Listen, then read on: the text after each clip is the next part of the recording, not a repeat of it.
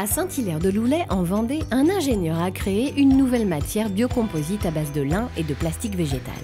Son secret ? Une méthode d'imprégnation à froid, unique en son genre, qui permet à la société Culturine de produire des textiles innovants et écologiques pour les marchés du packaging et de l'aménagement intérieur. Très fort! L'idée, c'était d'assembler donc, ces deux matériaux, donc d'avoir un matériau qui va être d'une part résistant grâce au lin et d'autre part qui va pouvoir se mettre en forme grâce au plastique. Et surtout, en gardant cette cohérence globale d'un matériau qui serait pratiquement à 100% d'origine végétale. Donc je vais utiliser mon fil que je vais enduire de plastique. Ces fils enduits vont être ensuite tissés. Ça va me permettre d'obtenir des tissus imprégnés. Et ces tissus imprégnés, ensuite, je vais venir rajouter une feuille de plastique par-dessus, donc qui va me permettre en fait, d'obtenir un matériau un petit peu plus rigide par rapport à un tissu classique.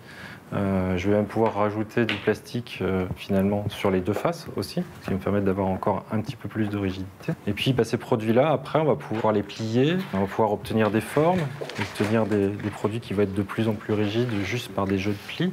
Et puis surtout, c'est un produit qui ne dégage pas de substances polluantes, donc il va avoir aussi sa cohérence dans l'intérieur, puisque c'est un produit qui va être sain et qui ne va pas causer de problématiques de santé.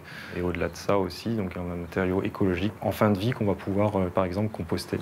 Pour moi, l'innovation, ça va être de continuer cette idée, ce concept encore plus loin et puis qui va me permettre du coup d'alimenter l'entreprise en permanence. Je crois que l'innovation, c'est juste un début en fait, tout le temps. C'est ça. Cette technique pourrait aussi s'exporter à l'international en utilisant des fibres végétales locales, comme par exemple les orties en Chine.